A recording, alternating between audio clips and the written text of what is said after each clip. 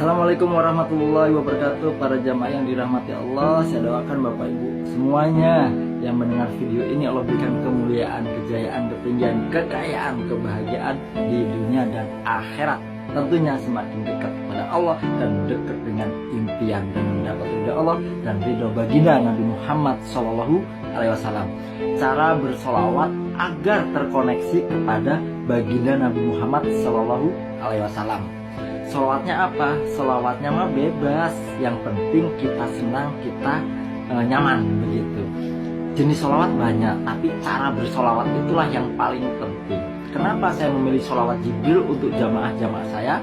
Karena saya tahu jamaah saya itu banyak yang sudah dewasa, sudah lanjut, dan bahkan banyak yang mu'alaf, lidahnya kadang kurang fasih begitu Bapak Ibu. Lalu saya ajarkanlah solawat Jibril, saya ijazahkan solawat Jibril kepada jamaah.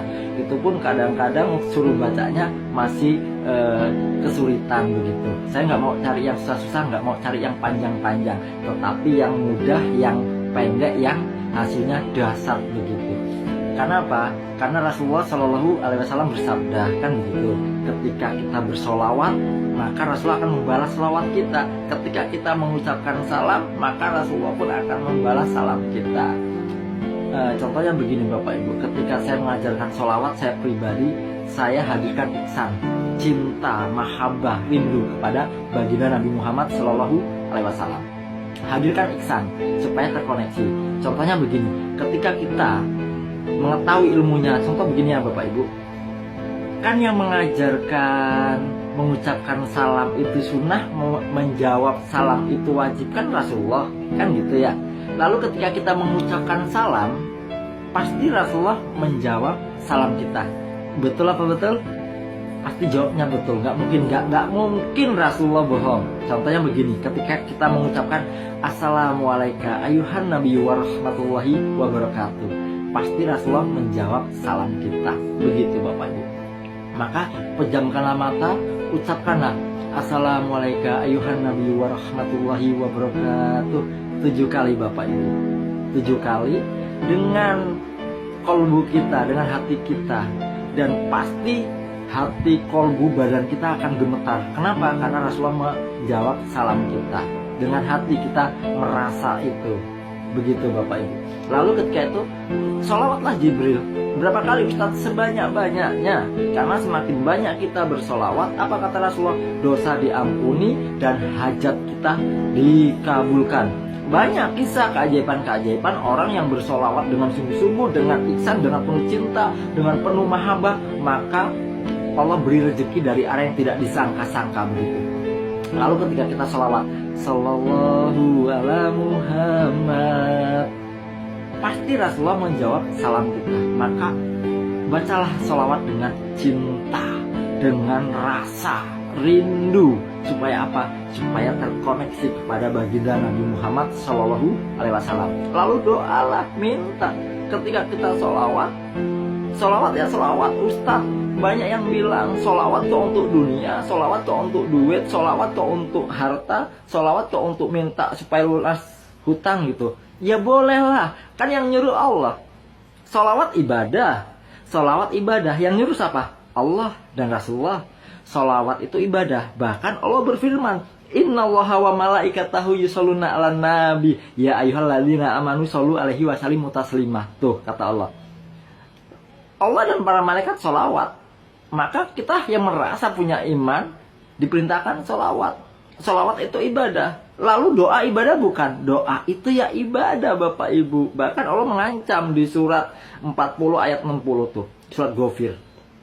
Berdoalah kepadaku, niscaya akan aku perkenankan. Dan tinggalkanlah orang-orang yang menyombongkan diri, gak mau berdoa begitu. Ketika kita sholawat, contohnya Sallallahu ala Muhammad, Sallallahu ala Muhammad, Sallallahu ala Muhammad, Sallallahu alaihi wasallam, sebanyak-banyaknya, sehari semalam minimal 7.000. Luar biasa Bapak Ibu. Banyak jamaah saya yang sudah gabung di grup Ilmu Magnet Rezeki, dan saya masukkan ke grup pecinta sholawat. Itu udah puluhan ribu sholawat Jibrilnya. Keajaiban-keajaiban banyak terjadi.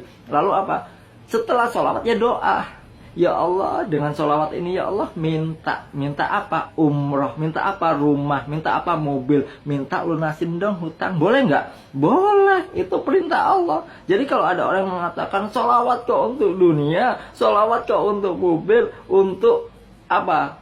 Lunas hutang, ya itu perintah Allah, perintah Allah. Tahajud kok untuk dunia, ya nggak boleh. Sedekah kok untuk dunia, ya nggak boleh. Sayang, sholawat tuh minta syafaat gitu kan.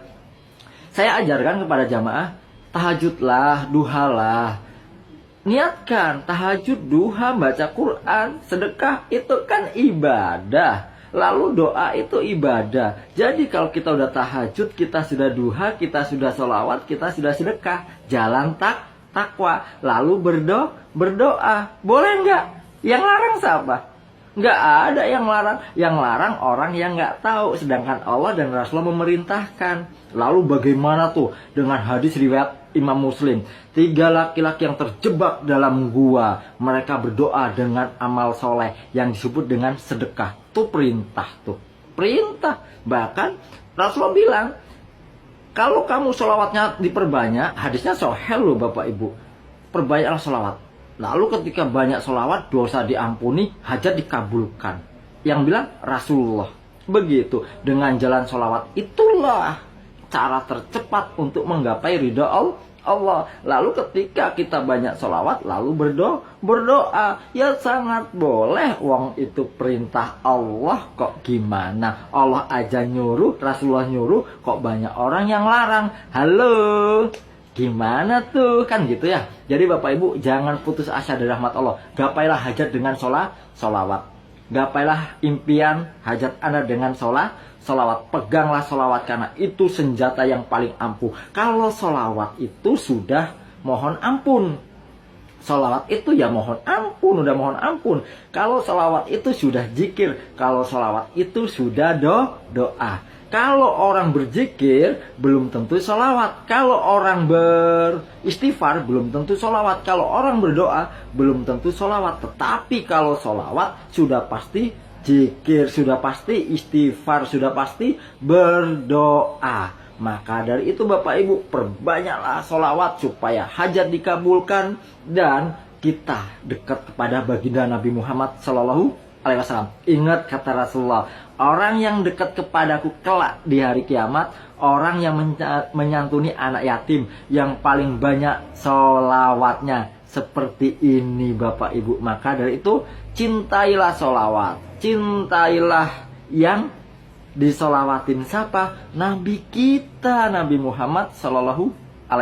Maka yuk cintai Nabi kita supaya sholawat kita terkoneksi kepada baginda Nabi Muhammad SAW, supaya kita diakui. Diakui siapa?